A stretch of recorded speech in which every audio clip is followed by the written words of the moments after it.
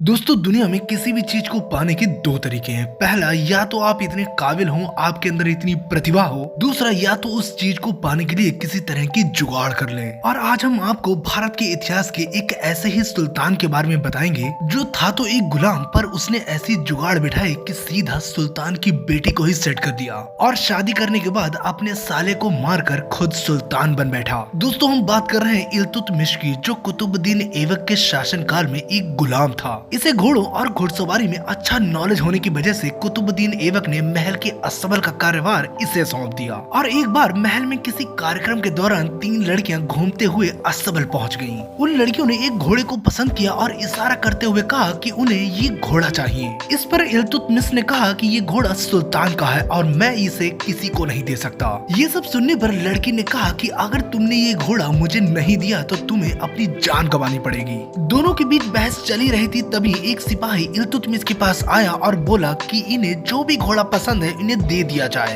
क्योंकि ये सुल्तान का फरमान है। उसने वो घोड़ा तो उसे दे दिया, पर उसने उस लड़की के बारे में मालूम किया तो उसे पता चला कि ये सुल्तान की इकलौती बेटी शाह तुर्कान है। शाह तुर्कान उस घोड़े को काबू न कर सकी और गिरकर चोटिल हो गई और घोड़ा भी कहीं भाग गया। कुतुबुद्दीन ऐबक ने घोड़े को ढूंढने का आदेश दिया और बड़ी होशियारी से इल्तुतमिश ने उस घोड़े को ढूंढा और सीधा महल लेकर पहुंचा। वहां उसने दोबारा शाह तुर्कान को महल में देखा। वो मन ही मन शाह तुर्कान को पाने का सोचने लगा, पर वो गुलाम था, इसीलिए वो चुपचाप सुल्तान के पास चला गया। सुल्तान ने उसकी बहादुरी को देखते हुए उसे बदायूं का गवर्नर बना दिया। इसने बदायूं के आसपास के इलाके को जीतकर कुतुबुद्दीन ऐबक का दिल खुश कर दिया और इसीलिए कुतुबुद्दीन ऐबक अपना पूरा परिवार लेकर सीधा बदायूं पहुंच गया। कुतुबुद्दीन ऐबक के साथ उसकी बेटी शाह तुर्कान भी बदायूं के महल पहुंची। यहाँ शाह तुर्कान और इल्तुतमिश की मुलाकात हुई, पर अब वो कोई गुलाम नहीं बल्कि एक गवर्नर था। इधर राजपूतों से चल रहे संघर्ष की वजह से कुतुबुद्दीन ऐबक को तत्काल प्रभाव से राजस्थान जाना पड़ा